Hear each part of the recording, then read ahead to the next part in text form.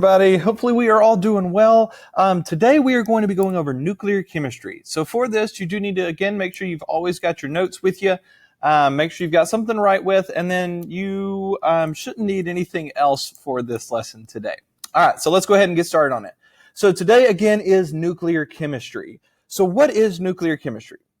Well, nuclear chemistry is a category or a section of chemistry where we actually talk about that's going to focus on the radioactivity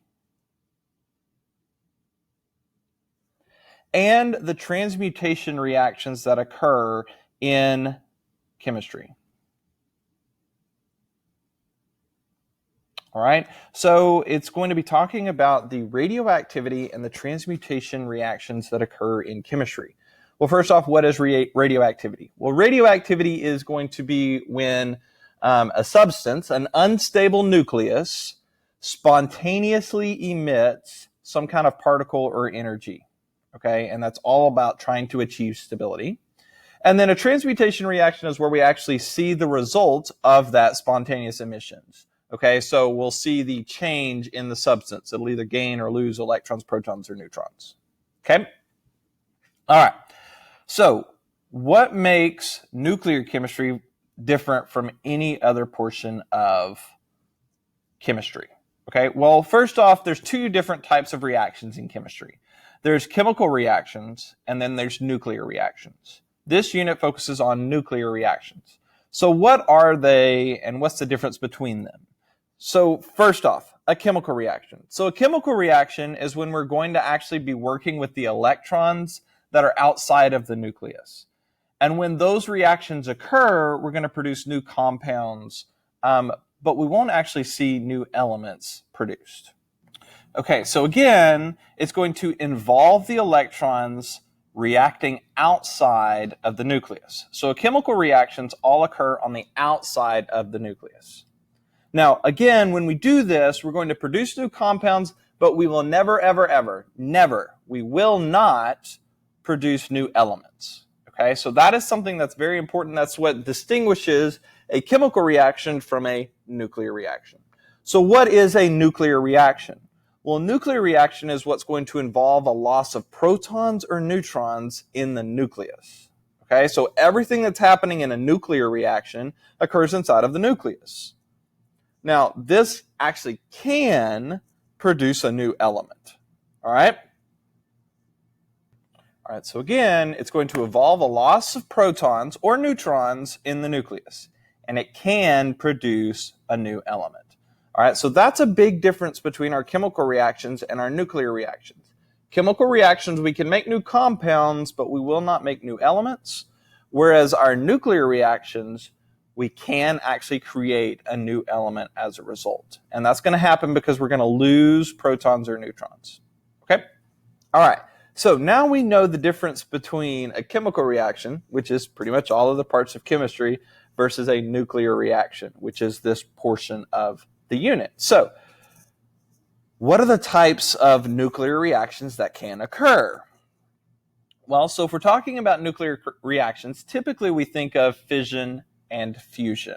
So what are the differences between the two? I think of fission as division. What does it mean when we go through division? Well, it means we're going to separate into different or smaller parts. All right, so fission, what we're going to have happen is we're going to split one large atomic atom or atomic nucleus, and we're going to split it into two or more smaller parts. Okay, and that will result in new elements. So we're going to split one large atom, and it will break apart into two or more smaller parts, which will each be new elements typically.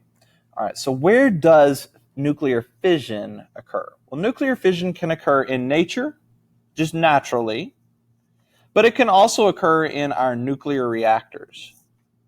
So how we get nuclear power. All right, and really how this looks is we take one larger atom and we break it apart into two or more smaller atoms. Okay? All right, so that's fission. So what is fusion? Fusion is when we take two or more nuclei, so two or more nucleuses, and we combine them to form a larger nucleus. So we're going to take two or more and we're going to make one. All right? So two or more nuclei combine to form one nucleus. All right, so that's fission and fusion. So fission is, again, when we're going to take one atom, one larger atom, and split it into two or more parts. And fusion is the opposite of that. So we're going to take two or more parts and make them into one larger nuclei or nucleus. Okay? All right, so where do they occur? Well, the most common place that fusion occurs is in stars. Okay, specifically in any star, really, but it is also occurring in our sun, which is a star, right? Now, it does also occur on our planet. We've actually devised ways to do nuclear fusion to produce power. However, it's not quite there to where we're actually creating more energy than we are using. Okay, so this is nuclear fission versus nuclear fusion. As a side note, the most common type of nuclear fusion is going to be when we take two hydrogen atoms and we're going to fuse them to form one helium. And this is the most common thing that actually occurs in our sun. It's the most efficient way to do nuclear fusion. Okay? All right. So now that we know the difference between fission and fusion, let's look and see how we actually create fission on our planet, how we use nuclear power on our planet, how we use this chemistry that we've learned about the nucleus, and we actually use it to better our lives. So we're going to look at a fission power plant. Now, a fission power plant is going to look like this that we see right here. Now, if you'll notice, there are a couple parts, but in the grand scheme of things, it is fairly simple with how it works. So first off, with number one right here, that's what we call the containment dome. And its job is exactly what it sounds like. It is going to contain the nuclear reaction that's occurring. Its job is to prevent nuclear radiation, that radioactivity, from actually getting out and harming the environment. Okay? So the containment dome is going to protect everything else outside of that nuclear reaction.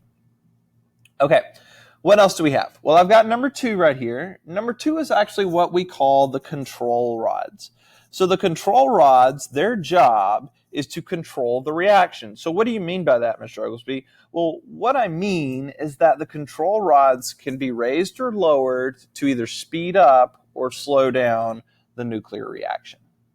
So the control rods, their job is to kind of keep that reaction in check, make sure that it's not getting out of control. It's making sure that we don't have something like a nuclear meltdown. Okay? All right, next we've got number three here. Number three is actually going to be what we call our reactor. So this is where the actual radioactive material is going to be housed. It's what's going to hold those materials that are going to be producing that radiation. Okay, so how does this work? How does this make power? Well, the answer is water. We actually use water to do this. And how do we use water? Well, we heat it up. That's it. A nuclear reactor, a fission reactor, its only job is to heat up water. Okay? So number four is what we call our steam generator. So the steam generator. And what is it going to do? It's going to generate steam. So if you look at this diagram here, what you'll see is that I've got this pipe right here, this pipe. And this pipe is actually going to run into the steam generator. Well, that pipe is actually filled up with actually radioactive water. So it's water that's been contaminated, water that actually has some radioactivity to it because it's going through our nuclear reactor. And it runs into the nuclear reactor where it gets heated up. Why? Because it's getting that excess energy from the radioactivity of that, whatever the material is, be it uranium or plutonium or something like that. So it heats up the water. Now that water then flows out of the reactor and it runs through a coil that's actually inside of our steam generator. Well, now we're heating up the water that's inside that steam generator. Well, as you heat it up, what happens when you start to boil water?